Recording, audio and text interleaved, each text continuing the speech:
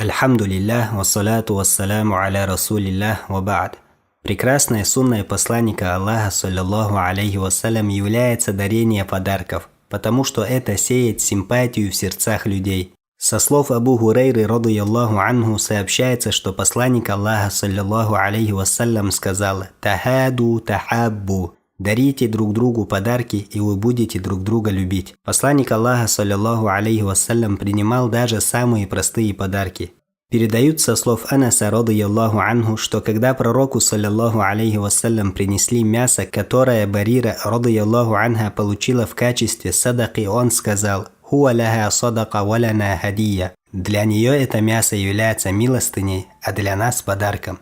Эту сунну можно осуществить незначительными деньгами, которые хватят для покупки маленькой брошюры, или ручки, или чего-нибудь из еды. Практиковать эту сунну можно, подарив купленный подарок родителям, сестрам, братьям, соседям или друзьям. Тот, кто подчинится сунне посланника Аллаха, саллиллаху алейхи вассалям, пойдет прямым путем. Ибо Аллах, субхану ва тааля, говорит: «Ва ин тути'уху тахтаду». Если вы подчинитесь ему, то последуете прямым путем. Ва саллиллаху ва салляма аля набийна Мухаммад ва аля алихи ва сахбихи аджмаин.